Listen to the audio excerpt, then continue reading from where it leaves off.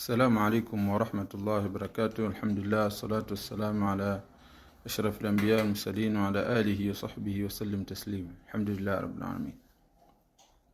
Kuna jambo la muhimu sana nataka ni tukumbushane kidogo kuhusiana na elimu ambazo tunazitafuta mitandaoni au kutaka kuyaelewa mambo mitandaoni au kujifunza mambo. Mfano watu wanazungumzia biashara, watu wanazungumzia mahusiano, ndoa, sijui nini na nini. Vitu vingi vinazungumzwa. Hata mimi mwenyewe nazungumza mambo. Kwa hiyo tunatakiwa tujue kwamba watu kutokana na wao na experience zao wanaongea mambo wanavyoyaelewa wao.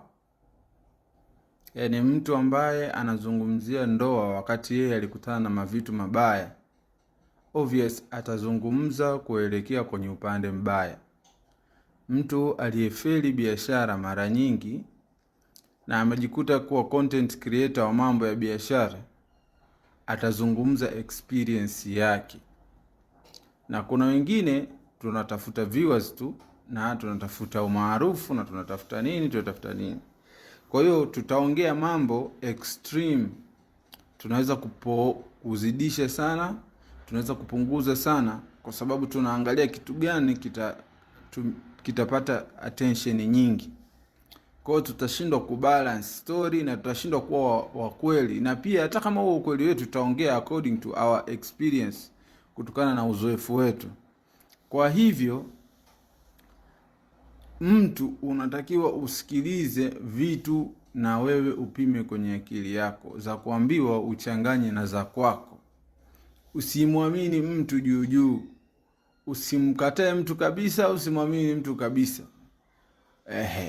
Kitu cha kukichukua moja kwa moja ni Qur'ani na hadithi za Mtume Muhammad sallallahu alaihi wasallam, ambazo hizo nazo maulama wametafsiri, wameelezea inavyokuwa. Lakini mambo yote unayochukua mitandaoni, labda kwa wale mashehe ambao unawaamini na unawakubali na wamethibitishwa, watu wamewapitisha, umeona. Lakini watu wengi sisi tunaongea, kuna kila mtu anavutia upande wake. Kama mwamba ngoma anavutia upande wake. Kwa hiyo tuwe makini katika kujifunza. Unaweza kaambia mtu jambo hili kitu chake kiwezekani kibaya sana, mimi nilifeli. Wewe kaamini hivyo, kumbe hizo ni za kwake tu. Ungechukua za kwako ungejaribu kufanya, ungefaulu. Sallallahu alaihi wasallam Muhammad.